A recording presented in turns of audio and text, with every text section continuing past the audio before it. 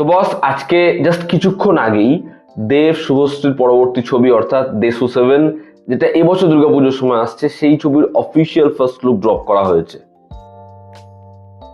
তবে এখনো মেকার্সরা এই ছবিটাকে দেশু 7 বলেই প্রচার করছে।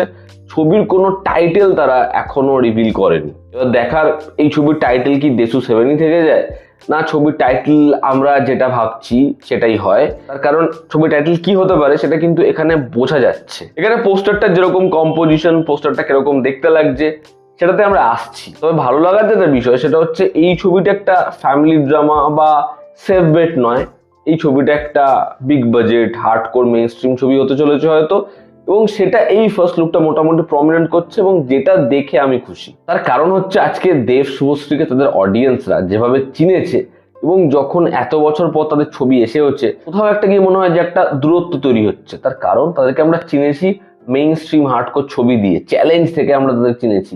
তো ওরকম ধরনের কাজই অডিয়েন্স দেখতে চায়। তো ওভারঅল এই পোস্টারটা অ্যাট্রাকটিভ, পোস্টারটা দেখতে ভালো লাগছে, এবং যেরকম ভাবে দেব এবং শুভশ্রী দুজনের ক্যারেক্টারটার কম্পোজিশন হয়েছে সেটাও বেশ ভালো। ওভারঅল এই পোস্টারের যে কম্পোজিশনটা, সেখানে তারা রোম্যান্সও প্রমিস করছে, সঙ্গে সঙ্গে এই ছবিতে অ্যাকশনও থাকবে সেটাও তারা প্রমিস করেই দিচ্ছে। একটা স্করপিও উল্টে রয়েছে এবং তার উপরে দেবের ক্যারেক্টারটা এবং শুভশ্রীর ক্যারেক্টারটা দাঁড়িয়ে রয়েছে। দেবের ক্যারেক্টারটা যেরকম এক হাতে বন্দুক ধরে রয়েছে, এক হাতে সে শুভশ্রীকে হোল্ড করছে, এবং একইভাবে শুভশ্রীকে যেরকম দেখতে লাগছে, দুজনকে দেখতে সুন্দর লাগছে। এবং যেহেতু এই গাড়িটা ফ্লিপ করেছে, মানে সেটা এই সিনের ইন্ডিকেশন আর কি, এরকম কোনো দৃশ্য সিনেমায় নাও থাকতে পারে, দুজন রক্ত রক্ত হয়ে রয়েছে, মানে হিন্দিতে বলে না খুন খুন হয়ে থাকে, ওরকমই রক্ত রক্ত হয়ে রয়েছে। এবং সেটা বোঝা যাচ্ছে যে এই লাভ স্টোরিটার মধ্যে ভায়োলেন্স থাকবে, রোম্যান্স থাকবে, অ্যাকশন থাকবে, সেটাকে মোটামুটি প্রমিনেন্ট করছে। ব্যাকড্রপ যেরকম পোস্টারের কালার হয়েছে, ব্যাকে যেরকম ধরনের স্ট্রিট লাইট, একদিকে আগুন জ্বলছে,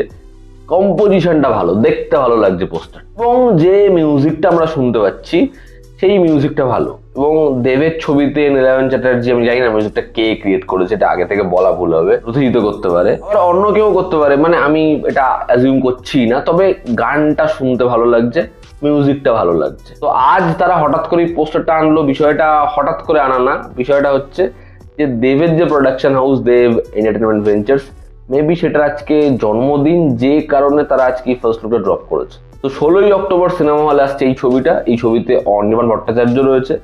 আমার দেখার ইচ্ছা অনির্বাণকে কিরকম ভাবে দেব এবং তার টিম প্রেজেন্ট করে। আমি চাইবো তাকে রঘু ডাকাতের মতো কিছু করে না প্রেজেন্ট করুক, তার কারণ একজন খুব ভালো অ্যাক্টর এবং দেবের সাথে তার কেমিস্ট্রি সেটা ব্যাপকভাবে জমুক, এটাই দেখতে চাওয়া। এবার দুটো বিষয়, এখানে দেবের যে ক্যারেক্টারটা, মেবি সে একজন পুলিশ অফিসার না, আমি কিছু জেনে বলছি না, আমি তুক্কাই মারছি। তবে আমার যেটা দেখে মনে হচ্ছে, দেখো ও দাঁড়িয়ে রয়েছে এই স্করপিওটার উপরে, এবং তার যদি তুমি শুটা দেখো, দেব ম্যাক্সিমাম ছবিতে যেরকম ধরনের শু ক্যারি করে, দেবকে যেরকম ভাবে দেখা যায়, এখানে সে একটা ব্রাউন রঙের বুট পরে রয়েছে, এবং সেটা আমরা সাধারণত পুলিশ অফিসারদের দেখে থাকি।